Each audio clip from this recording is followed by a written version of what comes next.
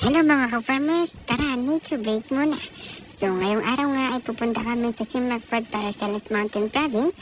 So ang travel namin hanggang sa bahay ay nasa 10 minutes lang. So kung balak niyong pumunta dito, mas maganda kapag umaga o hapon para hindi ganun mainit. So konting background lang sa Simacfort. So it is known by locals for its scenic mountain view, and if you are lucky enough, you can see an early morning mass or a sea clouds on the top towering mountains. Simacfort is actually a boundary of Paracels in Mountain Province and Barangay Simimbaan in Rojas, Isabela.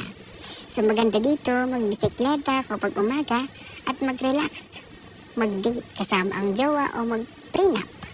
Swak na swak, wala kang babayaran na entrance fee. Mapapasabi ka na lang ng, "Wag muna tayong umuwi." So guys, nandito na nga tayo sa ating destination. Ang mga kasama ko pala ngayong araw ay mga magpo-photoshoot dahil malapit na ang kanilang mga birthdays. Si Princess Chloe at si Jiver kasama ang kanilang family. So ang steps nga nito ay nasa 125 steps hanggang sa view deck.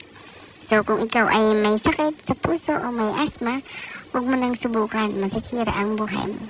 Joke. Habang pataas na kami ng pataas, ay mas lalong gumaganda ang view. Nakakawala ng pagod, ang sarap sa mata. Ang view, super linis ng mountains, green na green.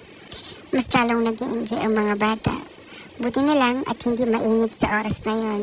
So ang oras nga pala ng pagpunta namin ay 4:30 p.m. Nandito na nga kami sa taas, success at nakaya namin. Ang sarap ng simoy ng hangin.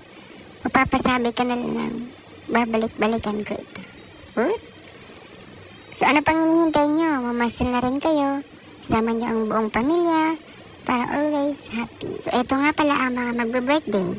Si Princess Chloe sa July 16 and si Jiver sa July 25. So dito nila ginawa ang photoshoot para sa kanilang mga birthdays. So ito lang po ang aming video. Maraming salamat. Bye-bye!